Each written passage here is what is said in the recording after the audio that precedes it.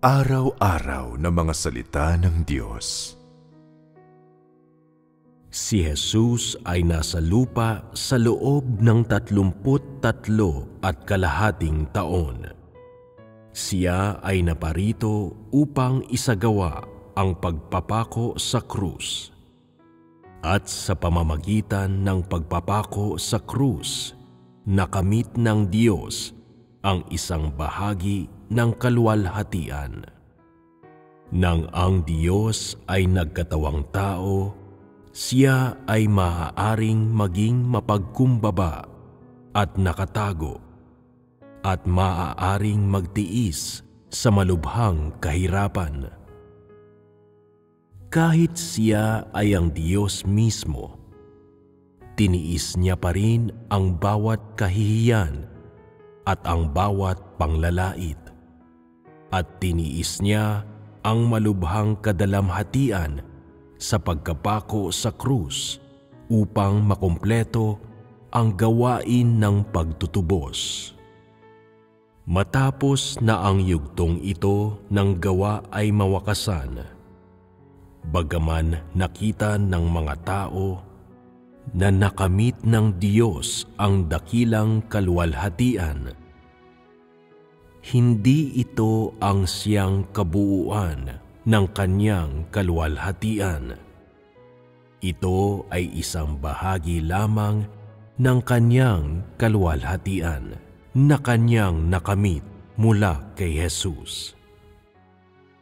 Bagaman nagawang tiisin ni Jesus ang bawat hirap na maging mapagkumbaba at nakatago, na maipako sa krus para sa Diyos, natamo lamang ng Diyos ang isang bahagi ng kanyang kaluwalhatian, at ang kanyang kaluwalhatian ay nakamit sa Israel. Ang Diyos ay may isa pang bahagi ng kaluwalhatian, pagparito sa lupa upang aktwal na magtrabaho at gawaing perpekto ang grupo ng mga tao. Sa yugto ng gawa ni Jesus, lumikha siya ng ilang mga hindi maunawaang bagay. Ngunit ang yugto ng trabahong iyon ay hindi lamang upang maisagawa ang mga tanda at mga kababalaghan. Iyon ay upang ipakita na si Jesus ay maaaring magdusa at ipako sa krus para sa Diyos, na si Jesus ay handang magdusa ng napakasakit dahil mahal niya ang Diyos. At bagaman inabandona siya ng Diyos, siya ay handa pa ring isakripisyo ang kanyang buhay para sa kalooban ng Diyos. Matapos maisakatuparan ng Diyos ang kanyang gawa sa Israel at si Jesus ay ipinako sa krus, ang Diyos ay naluwalhati at ang Diyos ay nagpatotoo sa harap ni Satanas. Ni hindi ninyo alam o nakita kung paanong nag-anyong tao ang Diyos sa China, kaya't paano ninyo makikita na ang Diyos ay naluwalhati? Kapag ang Diyos ay nagsagawa ng maraming gawain ng paglulupig sa inyo, at kayo ay matuwid na nanindigan, sa gayon ang gawang ito ng Diyos ay matagumpay, at ito ay bahagi ng kaluwalhatian ng Diyos.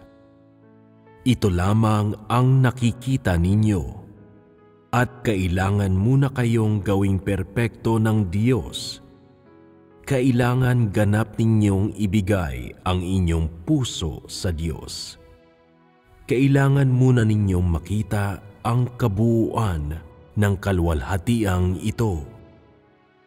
Inyo lamang nakikita na nilupig na ng Diyos ang inyong puso na hindi ninyo siya kailanman maaaring talikdan at susundin ang Diyos hanggang sa katapusan at hindi magbabago ang inyong puso. Kaya't yan ang kalwalhatian ng Diyos. Saan mo nakikita ang kalwalhatian ng Diyos? Sa mga epekto ng kanyang mga gawa sa mga tao. Nakikita ng mga tao na ang Diyos ay kaibig-ibig. Ang Diyos na nasa kanilang mga puso at ayaw nilang iwan siya. At ito ang kalwalhatian ng Diyos. Kapag umangat ang lakas ng mga kapatid sa simbahan at magawa nilang mahalin ang Diyos mula sa kanilang puso, makita ang kataas-taasang kapangyarihan ng gawa ng Diyos, ang hindi mapantayang lakas ng kanyang mga salita.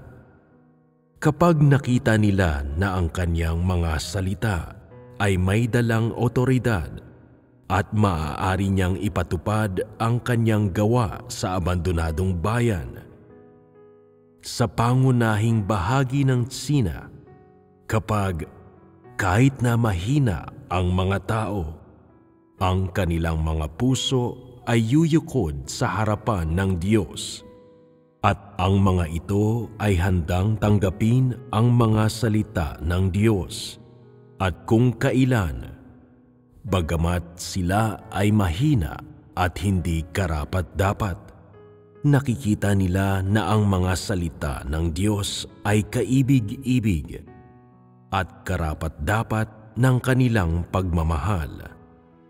Sa gayon, ito ay ang kalwalhatian ng Diyos.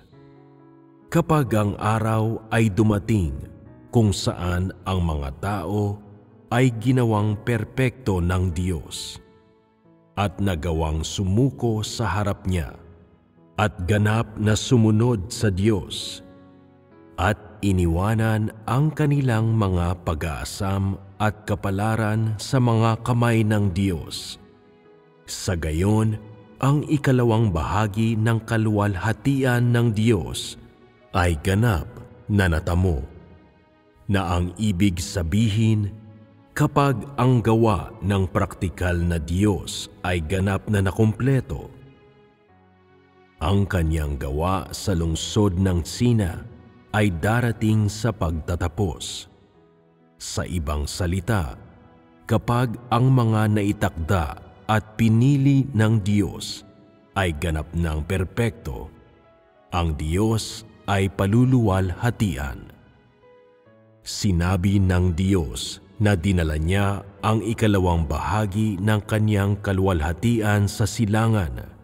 Gayunpaman, ito ay hindi nakikita ng mata. Dinala ng Diyos ang kanyang gawain sa silangan. Siya ay dumating na sa silangan, at ito ay kalwalhatian ng Diyos. Ngayon, kahit na ang kanyang gawain ay malapit nang makumpleto, dahil nagpasya ang Diyos na ito ay mangyari, ito ay tumpak na maisa sa katuparan. Nagpasya ang Diyos na kukumpletuhin niya ang gawa na ito sa Tsina, at siya ay nagpasya na kayo ay gawing perpekto. Kaya't wala siyang binibigay sa iyong daan palabas. Kanya nang nalupig ang iyong puso at kailangan mong pumunta maging nais mo man o hindi. At kapag kayo ay nakamit ng Diyos, ang Diyos ay maluluwalhati. Ngayon, ang Diyos ay kailangan pang ganap na maluwalhati dahil ikaw ay gagawin pang perpekto at bagaman ang inyong mga puso ay bumalik sa Diyos, mayroon pa ring mga kahinaan sa iyong laman. Hindi mo kayang bigyang kasiyahan ang Diyos. hindi mo kayang mabigyang pansin ang kalooban ng Diyos. At marami pang mga negatibong bagay na dapat alisan mula sa inyo.